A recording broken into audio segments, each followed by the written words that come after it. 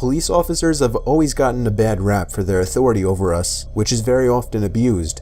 However, the police are the first ones to get called into action whenever trouble arises, and they'll no doubt see some disturbing stuff. Here are 4 haunting stories of former police officers. Number 4. I was a cop for 30 years. I retired at the age of 50, so of course I had some weird calls. But I'll never forget the night that me and my partner Steve were called to respond to a domestic abuse report. The call was made by a neighbor. These calls were never really a big deal. It usually gave us something to do during the night. Not that I enjoyed dealing with couples fighting and all that stuff. So we arrived at the house. I still vividly remember the address, and I remember the door was left wide open. The second we stepped inside, the strong scent of marijuana filled our lungs. It was everywhere. Not just marijuana though. There was the strong smell of chemicals, which we assumed was either meth or cocaine. We made our presence known by asking for the couple to come out into sight. A thump from the upstairs gave away their position. Steve had his hand on his holster, ready to pull his gun. But me? I wasn't nervous yet. Steve told me to move quietly up the stairs. We normally listen to each other, so I humored his paranoia. There were 3 doors, 2 open and 1 closed. The closed door led in the direction where the thud in the ceiling was. I banged on the door before swinging it open myself.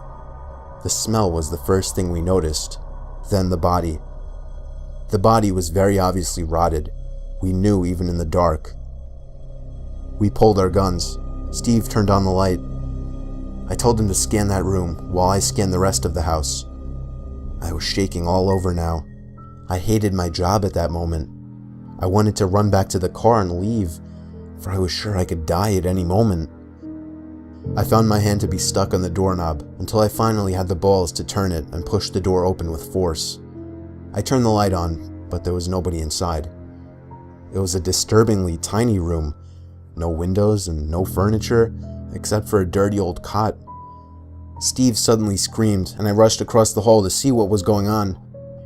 There was some shirtless guy laying flat above one of the dressers in the room. We had him at gunpoint, yelling at him to come down, when something grabbed my ankle and tried to pull me to the floor. There was a hand coming from under the bed. I stomped on the arm with my other foot and pulled out a frail, trashy-looking woman who was obviously baked. I cuffed her and Steve cuffed the man. We were on our way outside with the 2 crazies screaming at us, but we had one final surprise coming. Some psycho from upstairs started screaming, charging at us down the stairs with a knife raised in the air. Steve reacted just fast enough to save my ass by 2 seconds, shooting the guy dead. This was a crack house. Somehow none of the neighbors could smell anything suspicious. The dead woman on the bed was killed by the man of the 2 we caught, who admitted to killing her due to lack of payment. The man was sentenced to life without parole. The woman was sentenced to 30 years. Steve says he never felt bad about what he did. He says he just rid the world of one more piece of trash. Number 3. Myself and a buddy on my squad responded to an alarm. The incident location was an old office-type building that had been converted to a doctor's office. There was a pharmacy attached to it as well. Our dispatch received a motion signal from an upstairs office. The key holder arrives on the scene and we go in to secure the building. The stairs were locked behind a door that, of course, the key holder didn't have a key to, so we took the elevator up to the 2nd floor. The elevator opens to a pitch-black hallway, except for one overhead light at the end of the hall. We start checking the doors, and so far, all are secured. We get to the last office, and sure enough, the door is unlocked. We make entry and observe it to be an unused office. The door opened to a sizable waiting room and reception area. There were about 10 or 12 exam rooms, all cleared with no hiccups. We exit the office, and immediately, something seems off. That's when I realized the overhead light at our end of the hallway that was on before had been turned off. It was replaced by another light over at the elevators. I look at my squad mate and he's completely white. I ask him what's wrong, and he says, "Weren't all those doors we just checked closed and locked?" I tell him, "Yeah, so?" My buddy says, "Well, now they're all standing open." Sure enough, all the offices down the hallway we had just checked were now standing open. The pucker factor sinks in at this point, so we start clearing and securing offices. We finish the last office, and on our way out, just before we turn the corner to get into the waiting area, the main door just slams shut. Then our radios start going nuts with some kind of static feedback. Now I just want to get the hell out of there. We get back in the elevator and head down to the first floor in hopes to make contact with the key holder again. However, the key holder is nowhere to be found. I contact dispatch and request a callback number for the key holder so I can advise him of what we found. Dispatch states that the key holder was still en route to us and was advising an ETA of 5 minutes. I advised dispatch that we had already been out with the key holder. Dispatch requests I give them a call. I call dispatch, and she tells me that there is no way we were out with the key holder. She states that the alarm company had only just made contact with one. Eventually, the real key holder arrives on the scene, and I ask her about the man that had let us in the building. She asked me to describe him, so I did.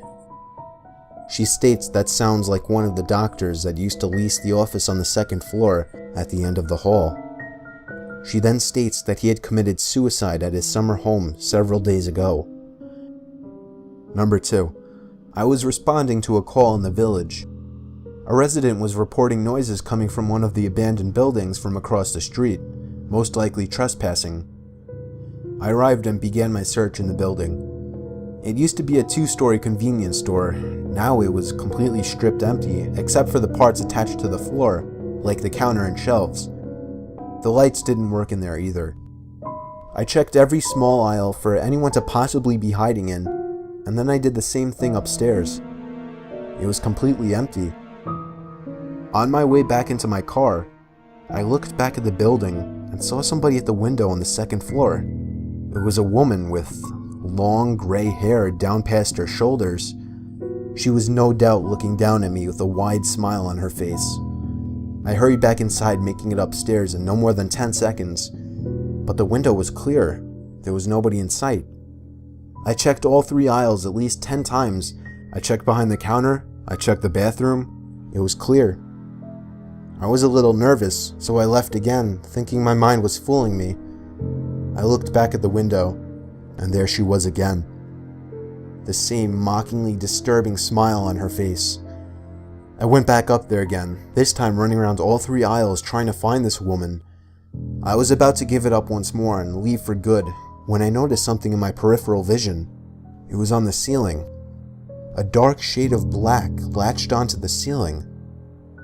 I shined my light up there, and there she was. That crazed woman looked at me, still with a horrifying smile on her face as she held onto 2 hook-like objects in the ceiling with her hands, while her feet were pushed up against the tile to gain support. She laughed like a freak all the way down to the station.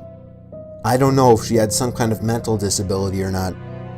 It seemed like she was just toying with me, but not at all in a good way. She stared me down through the mirror the whole ride. Number 1. In all my years of being a police officer in Floyd County, Georgia, I had only experienced 2 horrifying situations. I'll share with you the worst of the 2. It was a slow night, and I was patrolling the dirt roads in my cruiser. At this particular spot, there were tiny woods on both sides of the road. And then it all started. I spotted somebody jumping into the woods on the left. I only saw half of them though. They were gone so quickly. I pulled up closer and shined the spotlight into the woods. I didn't see them.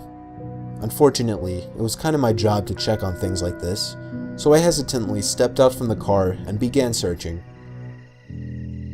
In a moment like this, I was so ready to pull my gun, as I was actually terrified. And then, the cliched snap of a branch from behind a tree almost made me want to run back to the car, but I instead did my job and called for them to come out. Someone wearing a mask stepped out from the tree. I told them to raise their arms, take off their mask, and come to me slowly. They raised their hands, but they didn't remove the mask. I tried to demonstrate my authority by yelling this time, ordering them to take it off. They looked as if they were about to take it off, when suddenly, he or she looked to their left, and then back at me. I heard footsteps coming from my right. I drew my gun. I yelled as loud as I could for everybody to come out with their hands up. You may be thinking, why?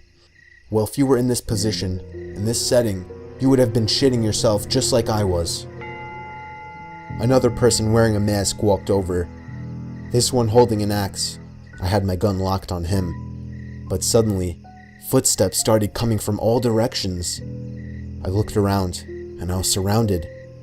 There were at least 10 strangers wearing masks, surrounding me almost in a circle, with only an opening behind me. Half of them were armed with axes and the like. I stood there, gun raised, but not even aimed at anything at this point. I felt like I was going to throw up. One of them, I'm not sure which, finally broke the silence, telling me in a muffled, deep voice, "Go away." My heart dropped as he said this, in a way that I knew I was going to live. I turned and ran for the car, driving down the road half a mile, all while calling for backup. As you would guess, the whole group was gone from the woods when a search squad arrived. I have a theory on this, however. I believe that what I witnessed was some kind of fucked up secret society that was planning on trapping an innocent passerby, and I think that whoever jumped into the woods as I was passing recognized my car as a police car and tried to hide. Had I not been a police officer, I believe they would have stopped me, led me to the woods, and done whatever this group does for its sick kicks.